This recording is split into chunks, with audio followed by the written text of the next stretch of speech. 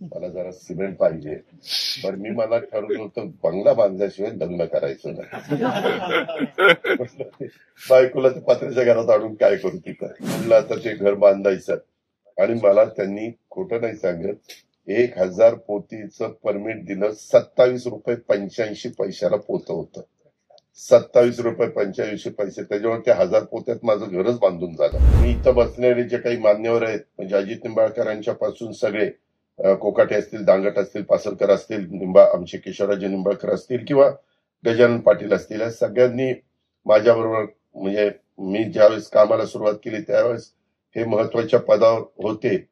म्हणजे मला एक गोष्ट नेहमी आठवते, आमचे अजित निंबाळकर पुण्याचे कलेक्टर होते आणि तो काळ होता फार सुरुवातीचा. म्हणजे अंतुले साहेबांचं मुख्यमंत्री पद गेलं किंवा तो काहीतरी काळ 80. पुण्याला कलेक्टर किती साली होता? 1980 बरोबर. तो काळ होता आणि तेव्हा सिमेंटचं फार शॉर्टेज होतं. इतकं शॉर्टेज होतं काय सांगायचं, विचारलं. आणि ह्यांच्या हातात सिमेंटचं परमिट द्यायचं होतं आणि मी त्यांच्याकडे गेलो. म्हणलं निंबाळकर साहेब, मी घर बांधायला काढले माझ्या काटेवाडीमध्ये, मला जरा सिमेंट पाहिजे. पण मी मला ठरवलं होतं बंगला बांधल्याशिवाय लग्न करायचं नाही. बायकोला ते पत्र्याच्या घरात आणून काय करू तिथं. त्याच्यामुळे म्हणलं आता ते घर बांधायचं आणि मला त्यांनी खोटं नाही सांगत 1000 पोतीचं परमिट दिलं. 27 रुपये 85 पैशाला पोतं होतं. 27 रुपये 85 पैसे. त्याच्यामुळे त्या 1000 पोत्यात माझं घरच बांधून झालं. त्याच्यावर त्या घराकडे ज्यावेळेस बघत असतो त्यावेळेस अजित निंबाळकर डोळ्यासमोर येत असतात.